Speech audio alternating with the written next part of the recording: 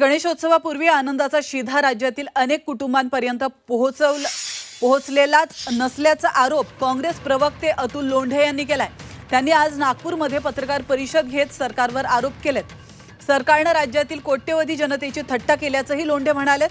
त्याचबरोबर त्यांनी मुख्यमंत्री आणि उपमुख्यमंत्र्यांनी याबाबत उत्तर देण्याची मागणी केली आहे। काय आरोप केलेत अतुल लोंढेंनी जाणून घेतले आमचे प्रतिनिधी अमर काणे यांनी। काँग्रेसचे मुख्य प्रवक्ते अतुल लोंढे आपल्यासोबत आहे। आनंदाची शिधाबाबत काही महत्त्वाचे खुलासे त्यांनी केले। अतुलजी, आज काही महत्त्वाचे खुलासे गौप्यस्फोट केले, नेमके काय आहे ते काय म्हणणार? हा गौप्यस्फोट नाही, हा खुला स्फोट आहे, ओपन स्फोट आहे। मी आपल्या समोर सॅम्पल दाखवले। चना डाळीमध्ये वाटाण्याची डाळ, चना डाळ 100 रुपये किलो, वाटाण्याची डाळ 40 ते 45 रुपये किलो, त्याच्यातही डंकी डाळ म्हणजे छिद्र पडलेली म्हणजे किड्याने खाल्लेली, अशा पद्धतीचं मिक्स केलेलं आहे। सोयाबीनचं फॉर्च्यूनचं तेल 1 किलो असावं असं आहे, म्हणजे 910 ग्राम डेन्सिटीप्रमाणे असायला पाहिजे, ते 900 ग्रामच आहे।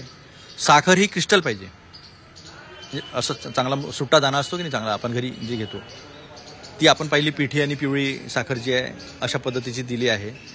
याच्या किटची आम्ही मार्केटमध्ये माहिती घेतली तर आम्हाला असं कळलं की 220 ते 250 रुपयाच्या आसपास ह्या किटचा रेट असायला पाहिजे।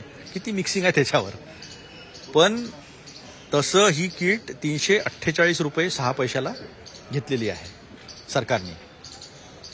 ते कमिशन फॉर इलेक्शन आहे का असा आमचा प्रश्न आहे सरकारला। आणि गणेशोत्सवाच्या पहिले देण्याचं याच्यामध्ये तुम्ही प्रॉमिस केलं होतं। आज 13 तारीख आहे।